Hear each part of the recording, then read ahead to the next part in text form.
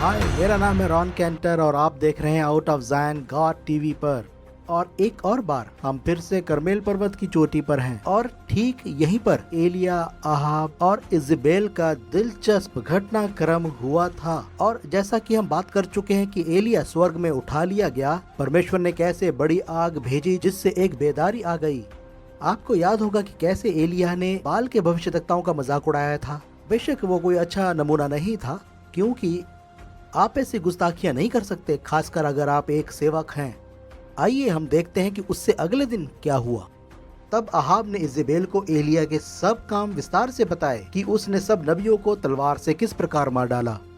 मैंने बताया था कि अहाब कोई बहुत सक्षम राजा नहीं था। वो घर पर आता है और अपनी पत्नी इज़बेल को सब बताता है और वो इस बात से खुश नहीं होती, क्योंकि लिखा है, तब इज़बेल ने एलिया के पास एक दूत के द्वारा कहला भेजा। उसने अपना लैपटॉप खोलकर उसको कोई ईमेल नहीं लिखा कि प्रिय एलिया।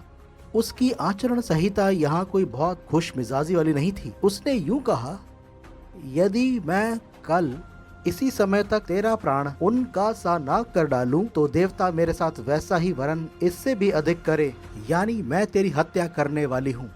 अब एलिया की प्रतिक्रिया देखिए, मैं परमेश्वर का भविष्यद्वक्ता हूँ और मैं तुझसे खौफ नहीं खाऊंगा। वो इज़राइल को दौड़ गया और इज़बेल के हाथ नहीं आया। माफ कीजिए, बाइबल में ऐसा नहीं लिखा है। असल में यूं हुआ, एलिया डर गया। जी हाँ, ये व्यक्ति जो एक दिन पहले बाल के झूठे भविष्यद्वक्ताओं को चढ़ा रहा था, वो डर गया और अपना प्राण लेकर भागा और यहूदा के बरशेबा को पहुंचकर अपने सेवक को वहीं छोड़ दिया। अब ये स्वीकार योग्य नहीं। आत्मिक संघर्ष करते समय आपको अकेला रहना सही नहीं है। आपको विश्वासियों की संगति में होना चाहिए। परंतु वह स्वयं जंगल में एक दिन के मार्ग पर जाकर एक झाऊ के पेड़ के तले बैठ गया। वहाँ उसने ये कहकर अपनी मृत्यु मांगी। ये कितना असंभव लगता है। एक दिन पहले वो परमेश्वर को पुकारता है और परमेश्वर आग के द्वारा उसे उत्तर देता है और अगले ही दिन वो अपनी मृत्यु मांगता है। बस बहुत हुआ, मैं और नहीं कर सकता। फतह से शिकस्त की ओर कितनी जल्दी। अब ये क्या है? इसे कहते हैं डर की आत्मा।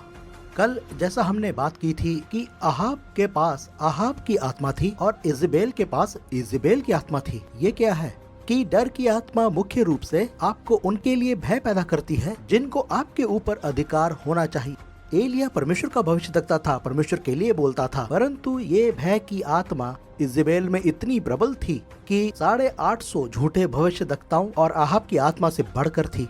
वो केवल एक औरत है। मैं महिलाओं के खिलाफ नहीं हूँ, परंतु वास्तविकता ये है कि ये 850 लोग इस इकलौती महिला से बहुत अधिक बढ़कर थे। पर क्योंकि उसके अंदर वो शैतान था और इसी डर की आत्मा के कारण एलिया डर गया और वो जंगल की तरफ भागा कि परमेश्वर से मृत्यु मांगे। यहाँ दुखदाई बात ये थी कि परमेश्वर तय कर चुका था। जब एलिया उसके पास आया तो उसने उसे कहा, इसी अध्याय के बिल्कुल अंत में, जा एलीशा के पास जा, क्योंकि वो तेरा स्थान लेगा। इस कहानी का यही दुखदाई पहलू है कि अध्याय के अंत में आप पाएंगे कि परमेश्वर एलिया से मुकम्मल हो चुका है। यहाँ तक कि वो कहता है, जा मेरे लिए एलीशा को ढूंढ और अपने स्थान पर उसका अभिषेक कर। इसके बाद भी एलिया ने जरूर कुछ काम किए, पर ये कहानी अब एलीशा की ओर घूम जाती है और एक और व्यक्ति की ओर जिसका नाम येहू था। अब इसके बाद मेरे ख्याल से तकरीबन 20 सालों के बाद जब एलीशा एलिया नहीं येहू का अभिषेक करता है कि वो इज़राइल का नया राजा बने, और येहू इज़राइल में आता है निर्भीक, जोशीला। वो महल के निकट आता है और देखता है कि इज़बेल खिड़की से झांक रही है। वो श्रृंगार किए हुए थी। तब उसने मुंह उठाकर पूछा, मेरी और कौन है? तब कुछ खोजों ने कहा, हम हैं। वो बोला, तो उसे नीचे गिरा दो। उन्होंने ऐसा ही किया। आखिरकार इस तरह इज़बेल का अंत हुआ, क्योंकि ये परमेश्वर का बंदा आता है और उस डर की और उस छल की आत्मा से बिल्कुल खौफ नहीं खाता। मैं पूछना चाहूँगा, क्या आप अपने जीवन में छल का या भय का सामना कर रहे हैं? लोग आपको डराना क्यों चाहते हैं? आप परमेश्वर के आत्मा के द्वारा येहू के समान जय पा सकते हैं। आप निश्चित रूप से God.tv पर जाएं और किसी कड़ी से ना चुकें। आप मुझसे संपर्क करें @roncantor.com पर। शालोम, करमेल पर्वत के सुंदर स्थान से। रॉन को ट्विटर और फेसबुक पर फॉलो करें @RonSCantor पर। रॉन और उनकी सेवकाई या गॉड टीवी या आउट ऑफ ज़ायन कार्यक्रम के बारे में और जानकारी के लिए या इन कार्यक्रमों को दोबारा देखने के लिए God.tv/Zion पर जाएं।